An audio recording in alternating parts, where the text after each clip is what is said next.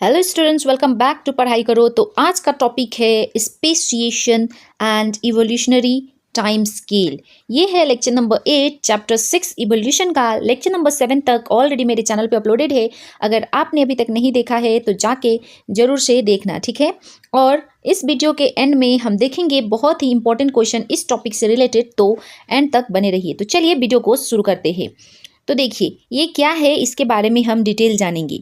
When does variation become a new species? हमारे मन में क्वेश्चन आता है कि वेरिएशन मतलब क्या होता है। डीएनए में चेंज होना जिसको म्यूटेशन बोलते हैं और जिसकी वजह से वेरिएशन आता है, राइट। तो ये वेरिएशन जो है कब न्यू स्पीसीज बनती है, that transformation is called speciation. मतलब जब वेरिएशन होते होते होते जब नई स्पीसीज बनती है तो उसी ट्रांसफॉर्मेशन को क्या बोलते हैं, स्पेशिएशन, ठीक है ना।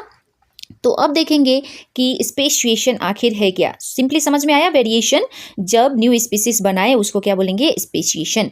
Speciation is the process by which new species are formed from existing species. Speciation एक ऐसा प्रोसेस है जहाँ पे नई स्पीसीज बनती है from existing species. Already existing species होती है, उसमें से नई वाली स्पीसीज को बनना ही स्पेशिएशन कहलाता है। समझ में आ रहा है। It occurs when population become isolated. ये कब होता है, जब पॉपुलेशन आइसोलेटेड हो जाता है। जेनेटिक डिफरेंसेस एक्यूमुलेटेड, जब जेनेटिक डिफरेंसेस एक्यूमुलेट होता है और साथ ही साथ reproductive isolation develop. Reproductive isolation जब डेवलप होता है तब होता है speciation.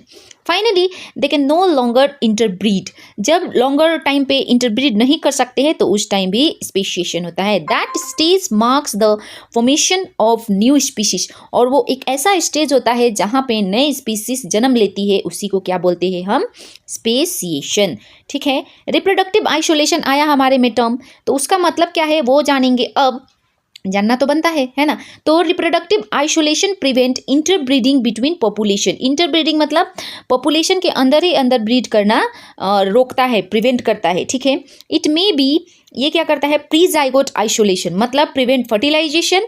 Example different mating season, like animals लोगों का डिफरेंट मीटिंग सीजन होता है ना, कि इस सीजन में इस टाइम में ही सिर्फ वो लोग मीटिंग कर सकते हैं, तो प्रिवेंट फर्टिलाइजेशन। जैसे कि डिफरेंट मीटिंग सीजन होगा तो फर्टिलाइजेशन कम से कम चांसेस होता है। और साथ ही साथ इसको प्री जाइगोटिक आइसोलेशन कहते हैं। दूसरा होता है पोस्ट जाइगोटिक आइसोलेशन। पोस्ट में क्या होता है, फर्टिलाइजेशन अगर हो गया तो ऑफस्प्रिंग जो होगा वीक होगा या फिर स्टेराइल होगा। वीक मतलब कमजोर और स्टेराइल मतलब जो कि फर्दर क्या करे, रिप्रोड्यूस ना करे, ठीक है। स्टेराइल मतलब जो कि फर्दर रिप्रोड्यूस ना करे और वीक मतलब तो कमजोर होता ही। जैसे कि म्यूल, म्यूल किसका हाइब्रिड है, गधा है ना। म्यूल मतलब क्या होता है, जो कि ज़्यादा बोक सके, है ना, मतलब ज़्यादा भारी उठा सके, गधा, राइट। गधा एंड घोड़े का इंटरब्रीड करके म्यूल बनाया। घोड़े का जैसे फुर्ती है इसमें और गधे के जैसा भारी बोकने का क्षमता, तो म्यूल बनाया। और ये क्या बना, आगे चल के स्टेराइल बना, क्योंकि ये हाइब्रिड है और इसके साथ इंटरब्रीड किसी को कराएंगे तो क्या बनेगा, कुछ नहीं बनेगा, क्योंकि ये स्टेराइल है, कि नॉट रिप्रोड्यूस। समझ में आ रहा है ना। Reproductive isolation is the key step of speciation. यहाँ पे रिप्रोडक्टिव आइसोलेशन ही है जो कि की स्टेप है स्पेशिएशन का, यही है मेन स्टेप, ठीक है। टाइप ऑफ स्पेशिएशन कितना है वो देखेंगे, अब हम सभी देखेंगे अच्छे से आज, ठीक है। तो स्पेशिएशन के टाइप कितने हैं वो देखते हैं, ठीक है ना। तो देखो क्या है, एलोपैट्रिक स्पेशिएशन नंबर 1 है एलोपैट्रिक स्पेशिएशन। इसमें क्या है, occur due to geographical isolation. यहाँ पे जब ज्योग्राफिकल आइसोलेशन होता है तब होता है ये एलोपैट्रिक स्पेशिएशन। एग्जांपल की बात करें तो पॉपुलेशन स्प्रेड बाय रिवर और mountain. Population separated by, sorry spread नहीं है, सेपरेटेड। जैसे कि एक बीच में रिवर आ गया या फिर माउंटेन आ गया तो दो जगह में इंसान लोग बट जाते हैं, राइट। या फिर कोई भी एनिमल्स, जानवर्स की बात करें, कोई भी ऑर्गेनिज्म बट जाते हैं, राइट। तो यहाँ पे क्या है, पॉपुलेशन सेपरेटेड बाय रिवर और माउंटेन्स। दूसरा टाइप्स होता है स्पेशिएशन का सिंपैट्रिक स्पेशिएशन नंबर 2 है ये, ठीक है ना। Occurs without geographical separation. इसमें क्या होता है, इसमें कोई ज्योग्राफिकल सेपरेशन की जरूरत नहीं है, ड्यू टू जेनेटिक म्यूटेशन और पॉलीप्लॉइडी। यहाँ पे दो मेन रीजन है सिंपैट्रिक स्पेशिएशन का। एक है जेनेटिक म्यूटेशन, ठीक है, जेनेटिक म्यूटेशन के कारण हो सकता है या फिर पॉलीप्लॉइडी के कारण। ये आपको चैप्टर नंबर 5 में बहुत अच्छे से एक्सप्लेन किया हुआ है, आप जाके देख सकते हैं कि ये दोनों आखिर है क्या, ठीक है ना। Allotropic speciation is more common, लेकिन एलोट्रोपिक जो नंबर 1 वाला था वो मोर कॉमन है एज कम्पेयर टू सिंपैट्रिक स्पेशिएशन, ठीक है। आप देखेंगे कि रोल ऑफ नेचुरल सिलेक्शन क्या करता है हमारे स्पेशिएशन पे। तो जैसे कि हम सभी को पता है नेचर खुद डिसाइड करती है कि कौन जिंदा रहेगा और कौन एलिमिनेट हो जाएगा, राइट। नेचर के पास है ये क्षमता, है ना। तो नेचर कैसे डिसाइड करती है कि स्पेशिएशन में क्या रोल प्ले करती है, ये जानेंगे हम। तो एक्ट्स ऑन वेरिएशन, ये वेरिएशन पे काम करता है, फेवर सर्टन ट्रेट्स, ठीक है ना।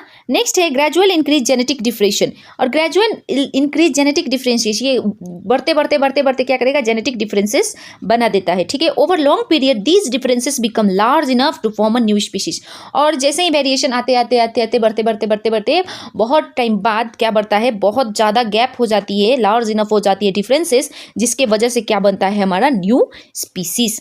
नेक्स्ट आता है हमारा इवोल्यूशनरी टाइम स्केल। ये इवोल्यूशनरी टाइम स्केल क्या है, इसको भी देखना तो बनता है, राइट। तो ये क्या है, अब हम देख ही लेते हैं इसको भी। Evolution happens over millions of year, बहुत सालों के बाद इवोल्यूशन होता है। The history of life is divided into geological eras, और यहाँ पे हिस्ट्री ऑफ लाइफ जो है वो जियोलॉजिकल एराज में डिवाइडेड किया गया है, ठीक है। मेजर एराज में क्या क्या है, प्री कैम्ब्रियन एरा, यहाँ पे मेजर एराज जो है उसमें है सबसे पहले प्री कैम्ब्रियन एराज, जहाँ पे ओरिजिन ऑफ अर्थ बताया गया, फर्स्ट लाइफ फॉर्म बताया गया, है ना, मतलब अर्थ का ओरिजिन कैसे हुआ, वहाँ पे फर्स्ट लाइफ फॉर्म जो था वो क्या था। नेक्स्ट एरा जो है पैलेजोइक एरा, इसमें क्या बताया गया, इसमें किस चीज़ के बारे में बात की गई, diversification of marine life. Marine life मतलब पानी में रहने वाले जीव जंतु, पेड़ पौधे, राइट। तो यहाँ पे कितने डाइवर्सिफाई है उसके बारे में बात की गई। अपीयरेंस ऑफ एम्फीबियंस, एम्फीबियंस मतलब जो कि पानी और धरती दोनों पे रहे, तो वहाँ पे क्या हुआ, एम्फीबियंस की अपीयरेंस हुई, मतलब उनकी जन्म हुई। नेक्स्ट आता है मेसोजोइक एरा। मेसोजोइक एरा में क्या हुआ था, मेसोजोइक एरा की बात करें तो यहाँ पे रेप्टाइल्स आए और डायनासोर डोमिनेटेड, यहाँ पे डायनासोर जो थे सबसे स्ट्रॉन्ग वाले थे, डोमिनेटेड थे, ठीक है। और साथ ही साथ नेक्स्ट आता है केनोजोइक एरा। केनोजोइक एरा में क्या हुआ, एज ऑफ मैमल्स, यहाँ पे मैमल्स आए और ह्यूमन इवोल्यूशन हुआ। Fossils help us understand the sequence of evolutionary events, और इस काम को समझने के लिए हमको क्या हेल्प करता है, फॉसिल्स। फॉसिल्स पता है ना, हमने प्रीवियस वीडियो में ऑलरेडी पढ़ा हुआ है, तो टेंशन की बात नहीं है। नेक्स्ट टॉपिक है हमारा ग्रेजुअलिज्म वर्सेस पंक्चुएटेड इक्विलिब्रियम, ठीक है। ग्रेजुअलिज्म क्या है, evolution occur slowly and continuously, evolution होता है लेकिन वो स्लोली होता है, लेकिन एक साथ ही होता है। ये बात याद रखनी है कि कंटिन्यूस होता है, बीच में ब्रेक नहीं होता है, ठीक है ना। पंक्चुएटेड इक्विलिब्रियम मतलब क्या होता है, लॉन्ग स्टेबल पीरियड्स, ठीक है। यहाँ पे स्टेबल पीरियड लॉन्ग होता है, short burst of rapid evolution, यहाँ पे छोटे छोटे टाइम में अचानक से रैपिड इवोल्यूशन हो जाता है। Both model explain evolutionary patterns, और यहाँ पे ये जो दोनों मॉडल थे, ग्रेजुअलिज्म एंड पंक्चुएटेड इक्विलिब्रियम, ये दोनों ही इवोल्यूशनरी को अच्छे से, पैटर्न को अच्छे से समझने में हेल्प करते हैं। ये ऐसा मॉडल है। आई होप आपको बहुत ही अच्छे से क्लियर हुई है। अगर आपको कोई क्वेश्चन है तो कमेंट सेक्शन में जरूर से पूछना, मैं जरूर से आंसर दूंगी।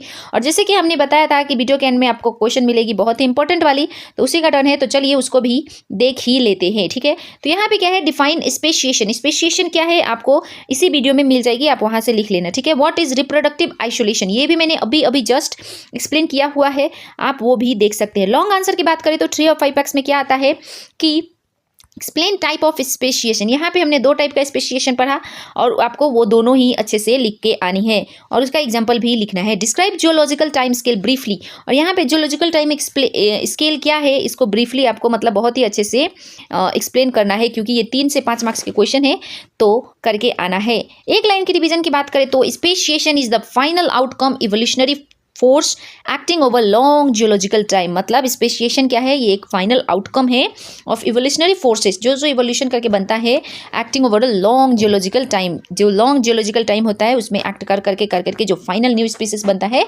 उसी को क्या बोलते हैं हम, इवोल्यूशन।